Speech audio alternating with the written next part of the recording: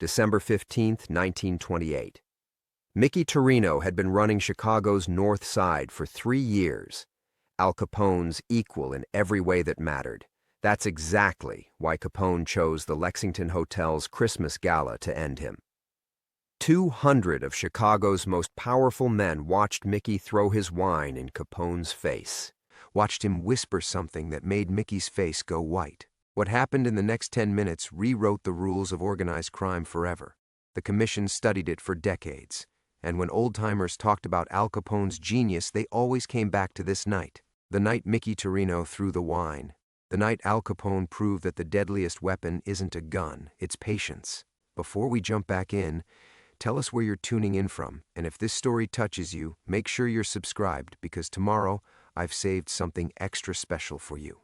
The crystal chandelier cast dancing shadows across the Lexington Hotel's grand ballroom as wine dripped from Al Capone's face onto his pristine white collar. The room had fallen silent except for the soft jazz quartet, whose members continued playing despite sensing the electric tension that now crackled through the air like lightning before a storm.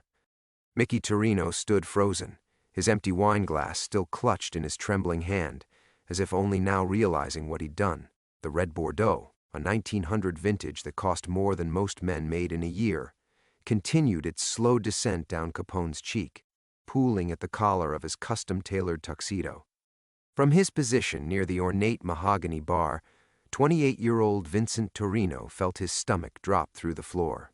His ledger book, filled with carefully documented numbers that kept Capone's empire running, suddenly felt like it weighed 100 pounds in his hands.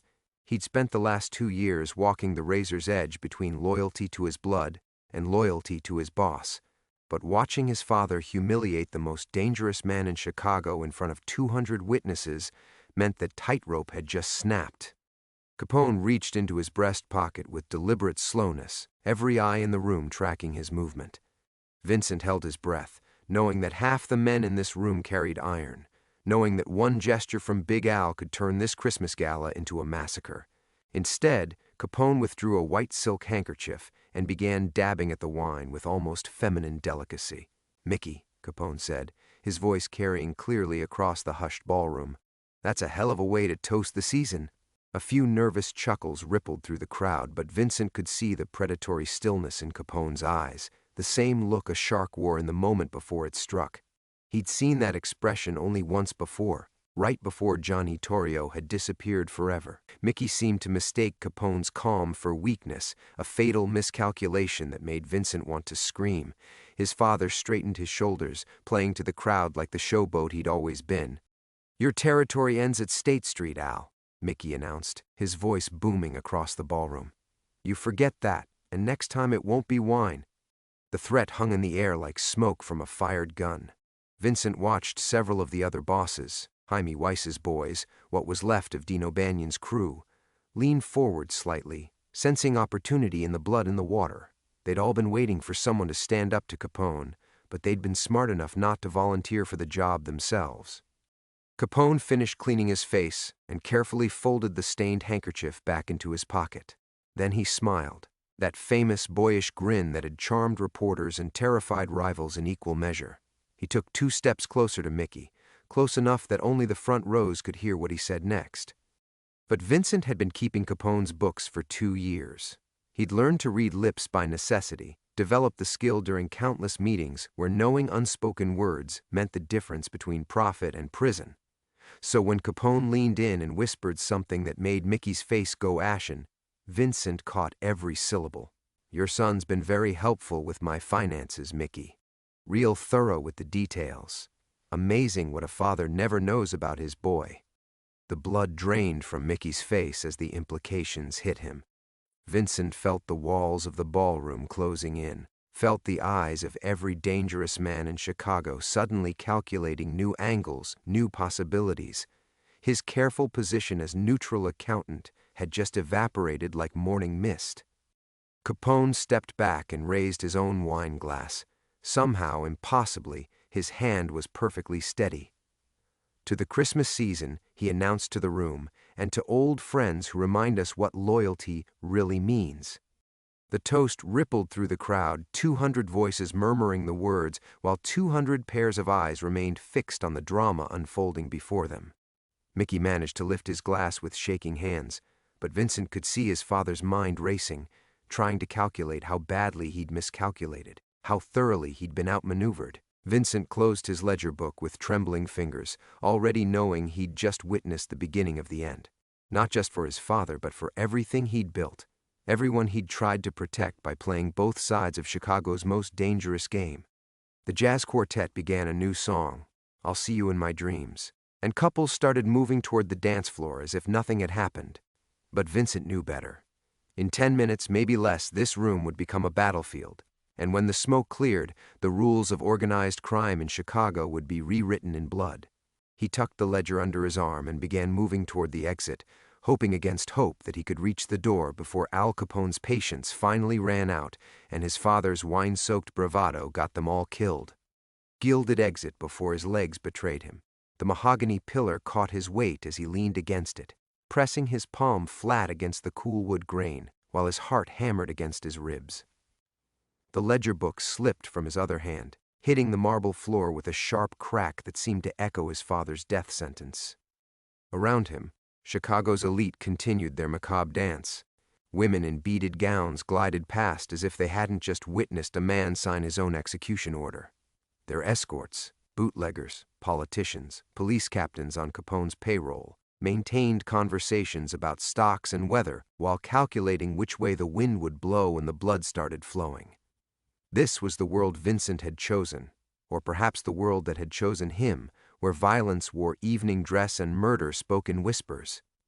He retrieved the ledger with shaking hands, his fingers tracing the worn leather cover that contained 2 years of his life's work. Every page held carefully documented transactions that kept Capone's empire profitable and, more importantly, kept Vincent alive.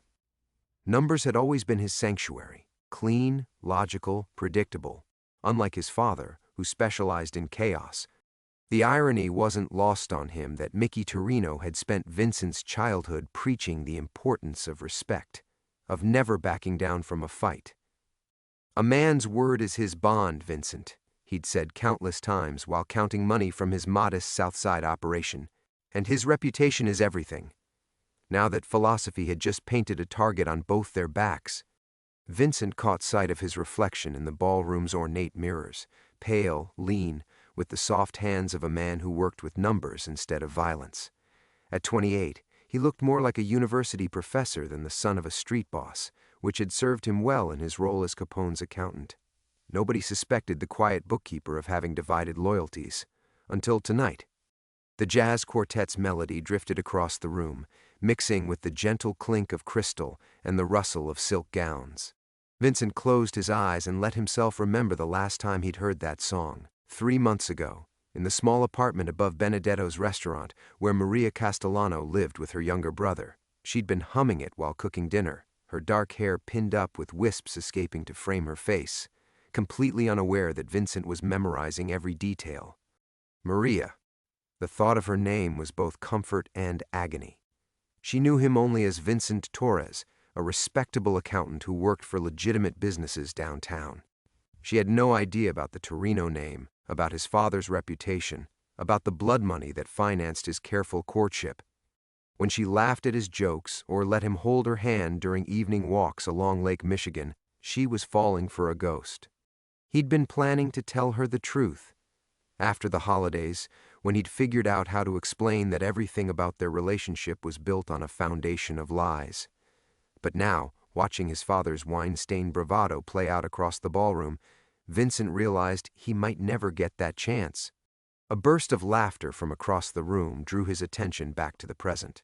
Capone stood at the center of a circle of admirers, regaling them with some story, his earlier humiliation apparently forgotten. But Vincent knew better. He'd seen the predator's calculation behind those eyes, had watched Capone methodically destroy men who'd crossed him with far less provocation than what Mickey had delivered tonight.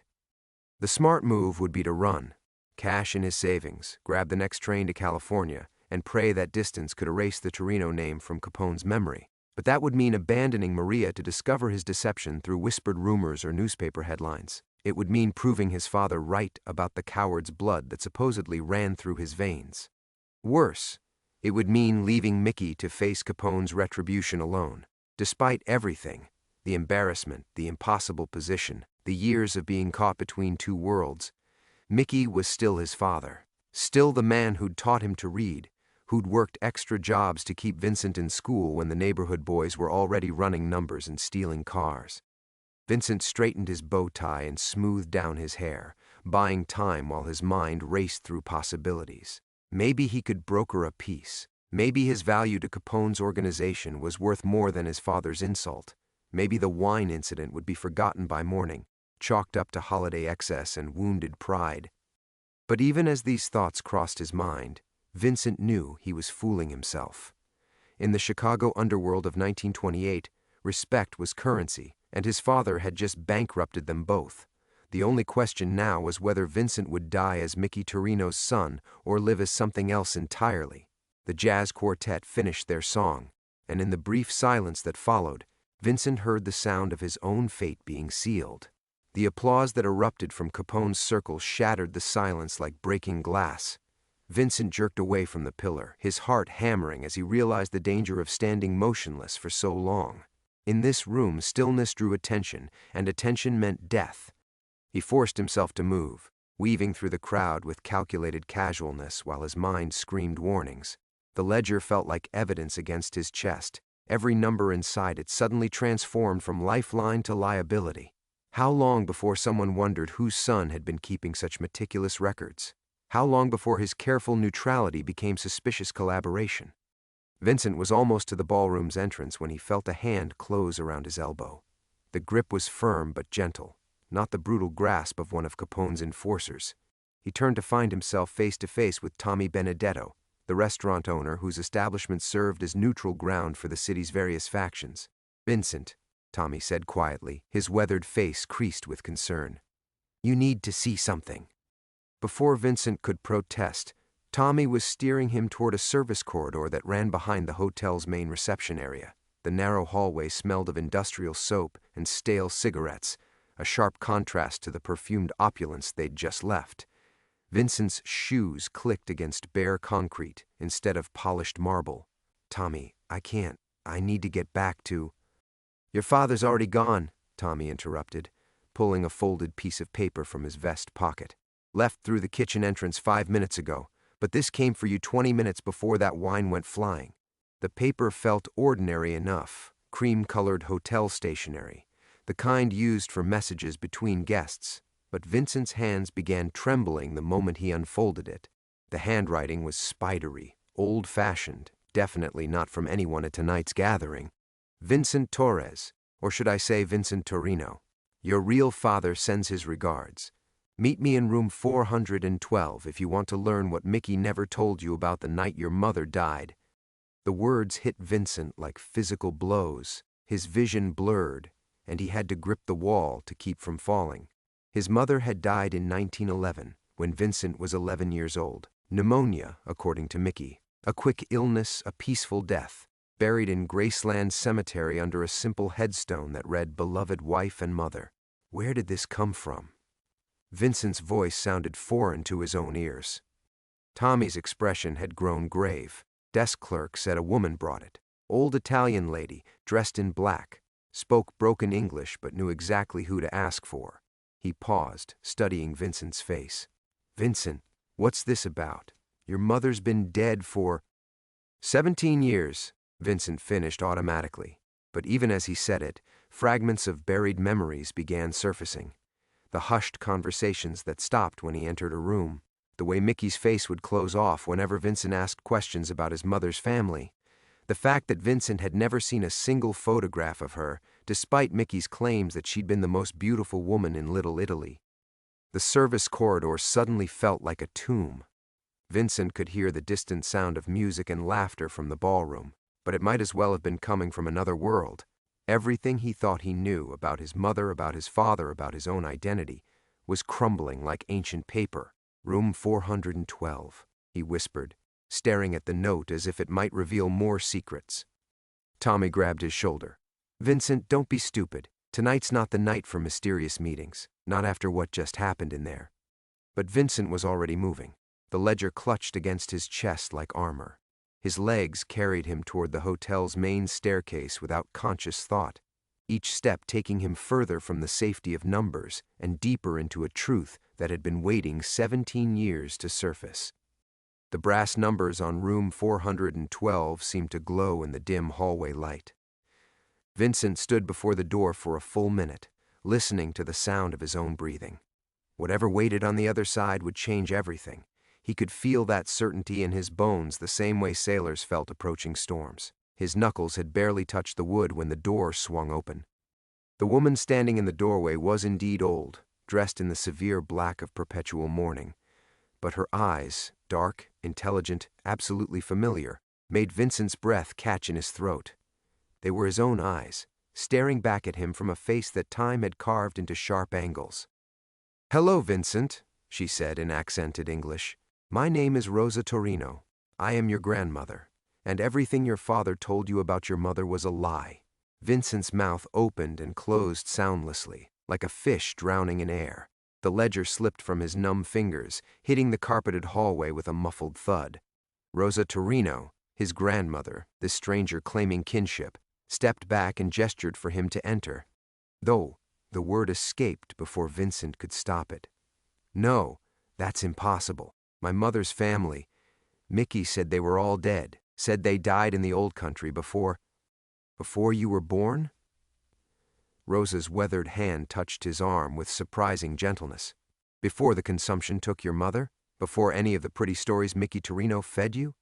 Her accent thickened with emotion. "Figlio mio, come inside before someone sees us." But Vincent couldn't move. The hallway stretched endlessly in both directions, the burgundy carpet and gold wallpaper suddenly seeming to pulse with unreality.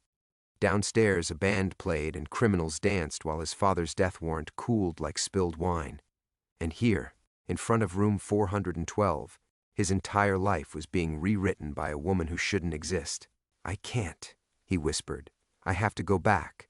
I have to warn Mickey about what Capone's planning. I have to—" "You have to listen." Rosa's voice carried the authority of age and absolute certainty. "Mickey Torino has had 17 years to tell you the truth about your mother, about why she really died, about why her family was never allowed to see you. Her dark eyes, his eyes, filled with tears, about why you look exactly like the man who killed her." The words hit Vincent like a physical blow. He stumbled backward against the opposite wall, his vision graying at the edges.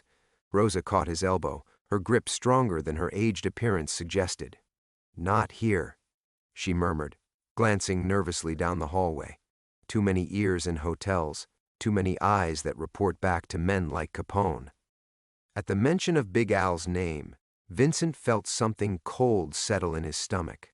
"How do you know about—" He stopped, realization dawning with horrible clarity. "You know what happened tonight, in the ballroom." Rosa's expression confirmed his suspicion before she spoke. "I know Mickey finally pushed too far. I know you've been keeping books for the enemy. And I know you have maybe 6 hours before someone decides the Torino bloodline is more trouble than it's worth." She pulled him into the hotel room, closing the door with a soft click that sounded like a coffin lid. The space was modest, a single bed, a wash basin, a window overlooking the alley behind the Lexington Hotel. But it was the photographs, spread across the small table, that made Vincent's legs give out. He sank into the room's only chair, staring at images of people who shared his features. A woman with his dark hair and serious expression, standing beside a man Vincent didn't recognize. Children playing in what looked like a garden. An older couple, the woman unmistakably a younger Rosa, posing formally in front of a shop with Italian writing on the window. "This is—" Vincent's voice broke. "This is my mother, Lucia Benedetto," Rosa said softly. "My daughter. Tommy's cousin. Yes, the same Tommy whose restaurant you know. She was 19 when she met Mickey Torino, 20 when she married him against our wishes, 21 when she died." Vincent picked up one of the photographs with trembling hands.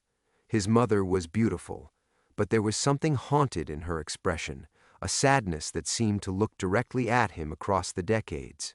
"She died of consumption," he said automatically. "Mickey told me—" Mickey told you what served Mickey's purposes. Rosa sat heavily on the bed's edge. Lucia died because she discovered what her husband really was, what he was willing to do for money and power. She tried to leave him, tried to bring you back to us. The old woman's voice hardened. She died 3 blocks from our house, beaten to death in an alley. Your father told the police it was a robbery gone wrong. The room spun around Vincent like a carousel. He gripped the photograph so tightly the edges began to crease. That's not... Mickey wouldn't. He loved her. He told me stories about how much he loved her. Maybe he did love her in his way. Rosa's tone suggested she doubted even that much. But he loved his reputation more, loved his territories and his money and his standing with the other bosses. When Lucia threatened to expose what she'd learned, when she tried to take his son away, she shrugged with bitter acceptance. Mickey chose which love mattered most. Vincent felt something breaking apart inside his chest, some fundamental structure that had held his world together for 28 years. The ledger on the floor seemed to mock him with its neat columns and careful calculations. All those numbers hiding the truth that he'd been keeping books for his father's business while sleeping in a bed bought with his mother's blood. "Why now?" he whispered. "Why tell me this tonight?" Rosa's expression grew grim, because tonight Mickey finally picked a fight he can't win. And when Al Capone comes for the Torino family, he won't care about the difference between guilty and innocent. The photograph slipped from Vincent's fingers, floating to the floor like a dying leaf. He stared at Rosa, this woman who claimed to be his grandmother, this keeper of secrets that rewrote everything he thought he knew about himself. "You're saying my father murdered my mother?" The words tasted like ash in his mouth. "And I've been living off that blood money ever since." Rosa's silence was answer enough. Vincent pushed himself out of the chair, pacing to the small window that overlooked the alley. 3 stories below, Chicago's underworld conducted its nightly business. Figures moving in shadows, packages changing hands, the endless dance of corruption that had become as natural to him as breathing. "There's more," Rosa said quietly, "about why Mickey really took you away from us, about why he was so determined to keep you from learning the truth." Vincent's reflection stared back from the window glass, pale, haunted, looking more like a ghost than a living man. "I can't hear any more tonight. I can't—" "You think you can walk away?" Rosa's voice sharpened with desperate urgency. "You think Capone will let you disappear into the night? Figlio, you've been keeping his books for 2 years. You know where every dollar comes from, where every body is buried. The moment Mickey threw that wine, you became either an asset or a liability, nothing in between." The truth of it hit Vincent like ice water. He'd been so focused on his father's transgression that he hadn't considered his own exposure. Every transaction he'd recorded, every meeting he'd witnessed, every conversation overheard while balancing ledgers, all of it made him valuable as long as he was loyal. But the son of the man who'd humiliated Al Capone? What am I supposed to do? Vincent turned from the window, his composure finally cracking. Run to Capone and denounce my own father? Prove my loyalty by helping plan Mickey's murder? "You could," Rosa said matter-of-factly. "It's what Mickey would do if the positions were reversed. What has done when family became inconvenient." The accusation hung in the air like smoke. Vincent found himself thinking of all the times Mickey had spoken about cutting loose dead weight, about the necessity of choosing business over blood when survival was at stake. How many stories had his father told about men who'd chosen family loyalty over practical considerations, and how those men always ended up dead? "But that's not who you are," Rosa continued, studying his face with those familiar dark eyes. "Lucia's son wouldn't sacrifice others to save himself. Even after everything Mickey taught you, you still have her heart." Vincent laughed bitterly. "Her heart? I don't even remember her voice. All I have are Mickey's lies and your photographs of a stranger." "You remember more than you think." Rosa stood, moving to the photographs scattered on the table. She selected one, a close-up of Lucia holding a baby Vincent recognized must be himself. "She used to sing to you. Neapolitan lullabies her own mother taught her, and when you cried she would walk you around the apartment, pointing out things through the windows. 'Look, Vincent,' she would say, 'see how the morning light makes everything new?'" The words triggered something deep in Vincent's memory. Not quite a recollection, but an echo of feeling, warmth and safety in a woman's voice speaking softly in the darkness. He'd always attributed that vague sense memory to childhood dreams or wishful thinking. "She wanted better for you," Rosa said. "Not just the money Mickey promised, but something clean. Something that wouldn't require washing blood from your hands every night." She gestured toward Vincent's expensive suit, his manicured fingernails, his soft accountant's hands. "Look what you became instead, a well-dressed accomplice to the men who profit from misery." Vincent felt something hot and sharp rise in his throat. "I keep books. I don't hurt anyone. Don't you?" Rosa's voice was gentle but relentless. "Every dollar you help Capone hide is a dollar that came from someone's suffering. Every transaction you balance makes the machine run smoother. You think your clean hands make you innocent?" The accusation landed like a physical blow, because Vincent had asked himself the same question countless times over the past 2 years. Late at night, when the ledgers were closed and the numbers all balanced neatly in their columns, he would lie awake calculating the true cost of his survival. How many speakeasies paid protection money that funded his salary? How many families went hungry because their fathers owed debts to men Vincent helped keep profitable? "I was trying to build something," he said weakly. "Save money, maybe start my own business, get out clean." "With Maria Castellano?" Rosa's knowing look made Vincent's blood run cold. "Yes, I know about her. Sweet girl, works at her brother's bakery, dreams of opening her own restaurant someday. Believes you're just another honest businessman trying to make his way in the world." Vincent's chest tightened. "How do you—" "The same way I knew you'd be at the Lexington tonight. The same way I knew Mickey would finally push Capone too far." Rosa moved closer, her voice dropping to an urgent whisper. "I've been watching you, Vincent. Watching and waiting for the moment when the truth would matter more than the comfortable lies." Vincent's world tilted on its axis. "Watching me? For how long?" 2 years, Rosa said simply. "Since the day you walked into Capone's organization with your ledger books and your innocent face." She reached into her black handbag and withdrew a manila envelope, thick with contents. "Since the day I realized Mickey's son had become exactly what Lucia died trying to prevent." The envelope hit the table with a soft thud that seemed to echo in Vincent's chest. Rosa opened it methodically, spreading its contents beside the family photographs. But these weren't memories. They were surveillance reports, written in careful handwriting he didn't recognize. Subject met with Capone Lieutenant at Hawthorne Inn. Duration, 2 hours. Observed reviewing financial documents. Subject visited Maria Castellano at family bakery. Appeared distressed. Left without purchasing anything. Subject spent evening at Palmer House, room 237, with unidentified woman. Payment observed changing hands.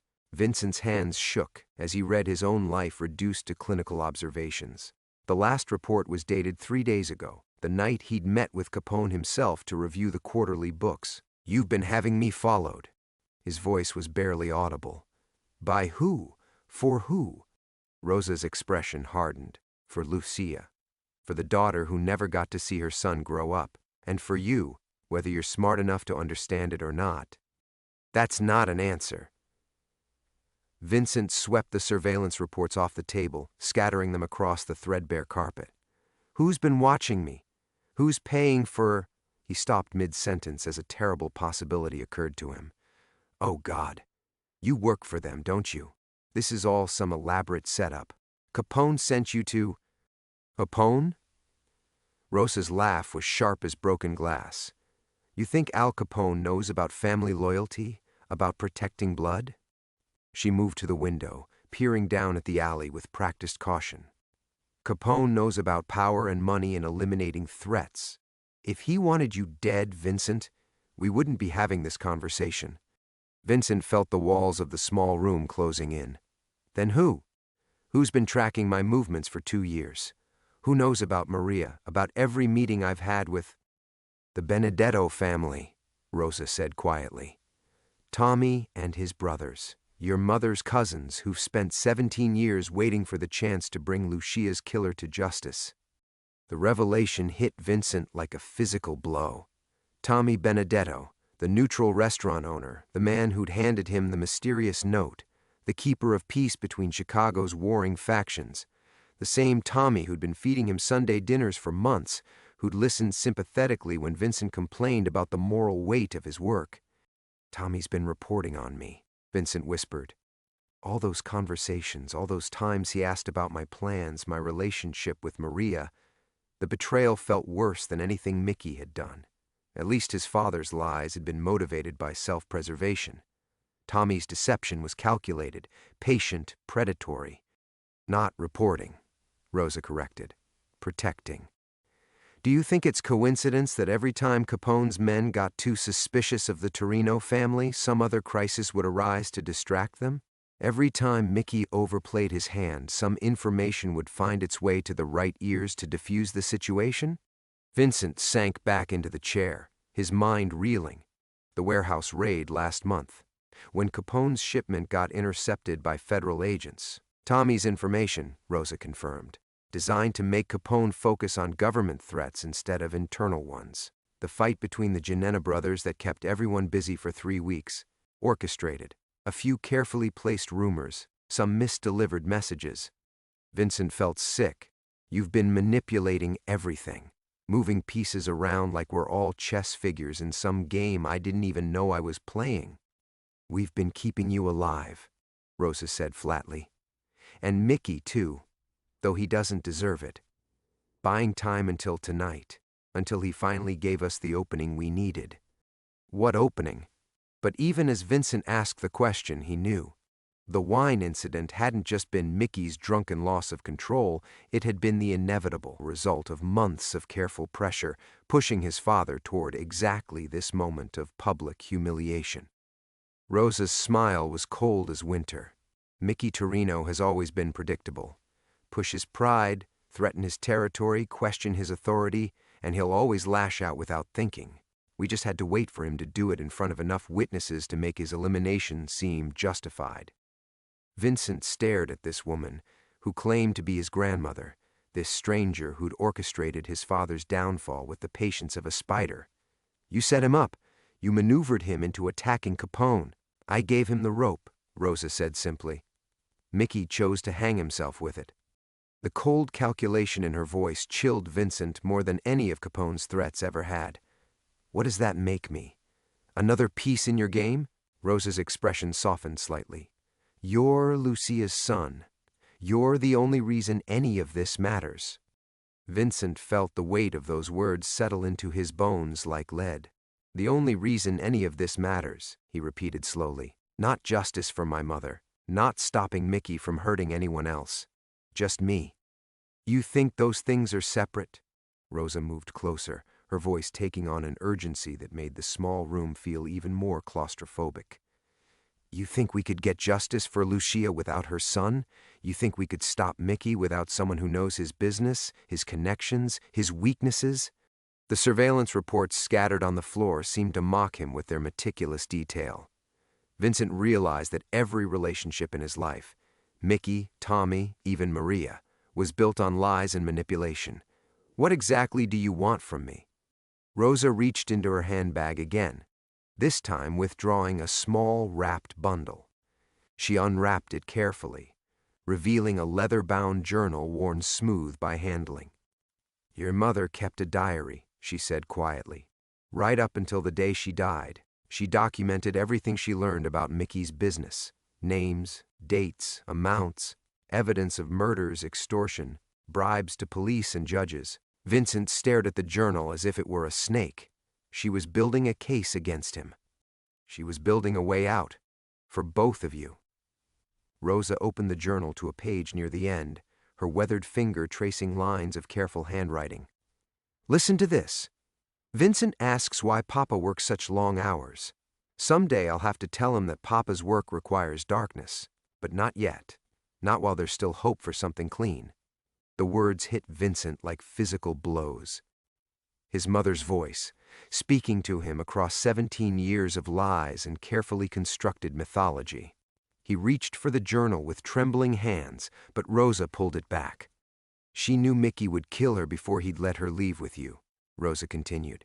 "So she made copies, hid evidence in places Mickey would never think to look, left instructions for what should happen if... She gestured helplessly. If what did happen, happened. Vincent felt something breaking inside his chest. You've had proof of Mickey's crimes for 17 years. You could have gone to the police, to the federal agents, to who? Rosa's laugh was bitter. Half the police force is in Mickey's pocket. The other half is in Capone's. You think justice works the same way for families like ours as it does for the wealthy people in their clean neighborhoods? She was right, and Vincent knew it. He'd seen enough of Capone's organization to understand how deeply the corruption ran. Police sergeants who lived in houses their salaries couldn't afford. Judges who always found reasons to dismiss charges against certain defendants. Federal agents who somehow never managed to find evidence that everyone knew existed. So what's the plan? Vincent asked. Use my mother's evidence to destroy Mickey? Watch Capone eliminate him and claim it as justice? The plan, Rosa said slowly, is to give you a choice your mother never had. Walk away clean or stay and become exactly what killed her. Vincent felt the walls closing in again. That's not a choice. If I walk away, Capone will hunt me down. If you stay and do nothing, you'll spend the rest of your life washing blood off money. Rosa's voice carried the weight of absolute certainty. Your children will grow up the way you did, on proceeds from other people's misery. Maria will learn what kind of man she really loves when it's too late to leave safely. The mention of Maria sent ice through Vincent's veins. She's not part of this. Whatever happens between Mickey and Capone, whatever justice you think you're serving, Maria stays out of it. Rosa studied his face with those familiar dark eyes. You really love her. Yes. The word came out more forcefully than Vincent intended, which is why I need to keep her as far from this mess as possible. Then you understand what your mother felt. Rosa reopened the journal to a different page. Here, watched Vincent sleep tonight. He looked so peaceful, so innocent. How do I tell him his father's hands are stained with blood? How do I explain that the money paying for his clothes, his food, his future, all of it comes from other mothers' tears? Vincent closed his eyes, trying to shut out the words, but they seemed to echo in his skull. When he opened them again, Rosa was holding out a small brass key. This opens a safety deposit box at First National Bank, she said. Everything is there. Your mother's evidence, witness statements from people Mickey thought were too afraid to talk, financial records that trace every dirty dollar. Her voice dropped to a whisper. Enough to destroy him completely. Enough to free you from his world forever. Vincent stared at the key, understanding that taking it would mean crossing a line he could never step back over. And if I don't? Rosa's expression hardened. Then tomorrow morning, Mickey Torino will be dead, and you'll spend the rest of your life wondering if you could have saved him, if you could have saved yourself, if you could have been the man your mother died believing you could become. The key seemed to burn in her outstretched palm like a small piece of the sun. Vincent's hand hovered over the brass key, his fingers trembling with the weight of 17 years.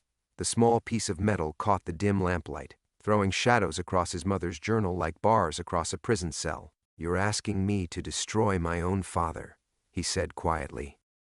I'm asking you to save yourself. Rosa's voice carried no judgment, only the patient certainty of someone who had waited decades for this moment. Mickey made his choices long before you were born. Every death he ordered, every family he destroyed, every dollar he stole, those were his decisions. You don't owe him your soul as payment for his sins. Vincent thought of Mickey's face tonight, flushed with wine and rage as he hurled the glass at Capone. The shocked silence of 200 witnesses. The cold calculation in Capone's eyes as he dabbed burgundy from his collar. His father had always been a man of violent impulses poorly controlled, but tonight had been different. Tonight had been suicide disguised as pride. He raised me, Vincent whispered. He used you. Rosa's fingers tightened around the key. Just like he used your mother. Just like he'll use Maria if you give him the chance. She opened the journal again, finding another page marked with a pressed flower. Listen, Mickey brought Vincent to the warehouse today, said the boy needs to understand the family business. Vincent is only 8 years old, and already Mickey is teaching him to calculate percentages of other people's suffering. I have to get us away from here. I have to save him before Mickey's world becomes the only world he knows." The words cut deeper than any physical wound. Vincent remembered that day at the warehouse, the first time he'd seen the neat columns of numbers that represented protection money, gambling debts, loan shark payments. Mickey had been so proud, explaining how the ledgers kept everything organized, how mathematics made chaos into profit. Vincent had felt important, included, special. Now he understood he'd been watching his own corruption begin. "She tried to leave," Rosa continued, turning more pages, 3 different times. But Mickey always found out, always brought her back, always promised things would be different. Her voice cracked slightly. "The last entry is dated 2 days before she died. Vincent asked me today why I cry at night. I told him it was because I loved him so much it hurt. Tomorrow I'm taking him to my cousin Anna in Milwaukee. If Mickey follows us this time, at least Vincent will know his mother tried to choose love over fear." Vincent felt his chest constricting, as if the small room was running out of air. His mother's words painted a picture he'd never been allowed to see, a woman fighting desperately to save her child from the very life Vincent had spent years learning to navigate. "She never made it to Milwaukee," he said. "The police called it a robbery gone wrong. Said the witnesses were too frightened to give clear descriptions of the attackers." Rosa closed the journal with careful reverence. "But your mother had hidden copies of everything, bank deposit slips showing where Mickey moved money the day before she died, receipts proving he knew exactly when and where she would be that evening. Even a letter she'd written to Anna, explaining everything she planned to tell the police about Mickey's business." Vincent felt something fundamental shifting inside him. Like the moment when a building's foundation finally gives way after years of slow erosion. The man he'd believed himself to be, Mickey Torino's grateful son, the bookkeeper trying to build an honest life from dishonest beginnings, that man was built on lies as carefully constructed as any ledger he'd ever balanced. "The federal agents," he said slowly, "if they see this evidence, they'll have everything they need to dismantle Mickey's entire operation. His associates, his corrupt contacts in the police department, his business relationships with families like Capone's." Rosa extended the key again. "They'll also have enough to guarantee immunity for anyone who cooperates fully with their investigation." The offer hung in the air between them like a bridge across an impossible chasm. On one side lay everything Vincent had ever known, the familiar weight of complicity, the comfortable lies that let him sleep at night, the gradual transformation into exactly what his mother had died trying to prevent. On the other side lay the unknown territory of truth, with all its devastating consequences and uncertain redemptions. Vincent thought of Maria's face that morning, bright with plans for their future together. The restaurant she wanted to open, the children they'd talked about having, the clean life they could build if he could somehow extract himself from Mickey's world before it consumed him completely. Then he thought of his mother, 8 years older than Maria was now, making the same desperate calculations about love and survival and the price of staying silent. "If I take this key," Vincent said quietly, "Mickey dies anyway. Capone won't let tonight's humiliation stand, and federal prosecution will just be slower than a bullet." Rosa nodded. "But if you take it, his death will mean something. Justice instead of just vengeance. Your mother's evidence will save other families from what yours became." Vincent reached out and closed his fingers around the brass key. It was warm from Rosa's palm and surprisingly heavy for something so small. "Then I choose her," he whispered. "I choose the mother I never got to know over the father who never let me choose at all." The brass key felt like it weighed 1,000 pounds in Vincent's pocket as he walked through the pre-dawn streets of Chicago. The city looked different now, cleaner somehow, as if his decision had washed away years of accumulated grime from his vision. Street lamps cast sharp shadows that no longer seemed to hide threats in every doorway. He'd left Rosa's apartment 3 hours ago, but her final words still echoed in his mind. Your mother would be proud. 4 simple words that carried the weight of redemption he'd never dared hope for. The safety deposit box had contained everything Rosa promised, and more. 17 years of meticulous documentation, witness statements, financial records that traced Mickey's crimes back to before Vincent was born. His mother had been building more than just a case. She'd been constructing a complete roadmap out of the darkness that had consumed their family. But it was the letter addressed to him, written in his mother's careful script that had finally broken something loose in Vincent's chest. My dearest Vincent, if you're reading this, it means I failed to save us both while I was alive. Please don't blame yourself for anything that comes after. The choices that led us here were made long before you were old enough to understand what choice meant. You are not your father's sins, my love. You are my hope made flesh. Vincent paused outside the federal building, watching early morning workers stream through the massive doors. In a few hours, he would walk through those same doors carrying evidence that would destroy everything Mickey Torino had built. The thought should have terrified him. Instead, he felt something he hadn't experienced since childhood: the absence of guilt. A newspaper vendor on the corner was already hawking the morning edition. Capone's rival found dead. The headline screamed in bold type. Vincent bought a paper with steady hands, unsurprised to read that Mickey Torino had been discovered in an alley behind the Lexington Hotel, 3 bullets in his chest. The article quoted unnamed police sources suggesting it was retaliation for an incident at a private gathering. Vincent folded the paper and continued walking. Mickey's death changed nothing about what he planned to do. If anything, it made the decision easier. Justice for the dead required truth from the living. The morning sun was painting the sky pale gold when Vincent finally arrived at Maria's apartment building. She answered the door in her robe, hair tousled from sleep, eyes widening when she saw his face. "Vincent? What's wrong? You look like you've seen a ghost." "Something like that." He stepped inside, taking her hands in his. They felt warm and solid and real, anchors in a world that had spent the night reshaping itself around him. "I need to tell you some things, about my family, about who I really am."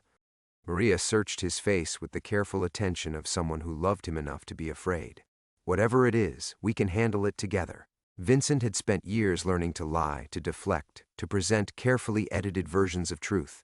But looking into Maria's eyes, he found himself capable of something he'd never tried before: complete honesty. He told her everything: his mother's murder, Mickey's crimes, his own complicity in laundering blood money, Rose's revelation, and the evidence that would soon bring down an entire criminal empire. He spoke for an hour, watching Maria's face cycle through shock, horror, and something that might have been relief. When he finished, she was quiet for a long time, still holding his hands. "My father will want to kill you," she said finally, "when he finds out his daughter is in love with Mickey Torino's son." "I know." Vincent squeezed her fingers. "That's why I'm giving you a choice my mother never had. You can walk away from this, from me. Start fresh somewhere else, with someone whose history won't follow you around like a shadow." Maria's laugh was soft and surprising. "Vincent Torino. Are you trying to get rid of me? I'm trying to save you." "From what?" "From loving a man brave enough to choose truth over comfort. From building a life with someone who'd rather face federal prosecutors than become his father." She reached up to touch his face, fingers tracing the exhaustion around his eyes. "You think I can't see who you really are underneath all that guilt you carry around?" Vincent felt tears he'd been holding back for 17 years finally break free. "I don't know who I really am. Without Mickey's world, without the lies I've been telling myself, I don't know what's left. Then we'll figure it out together." Maria's voice carried the same patient certainty Rose's had, but warmer, full of love instead of justice. Starting clean, starting honest. Vincent pulled her close, breathing in the scent of her hair, feeling something like peace settle into his bones. Outside, Chicago was waking up to a world where Mickey Torino was dead, and his empire's secrets would soon spill into federal courtrooms. But in this small apartment, holding the woman who'd chosen to love him despite everything he'd revealed, Vincent finally understood what his mother had died trying to give him: the choice to be better than the blood that made him.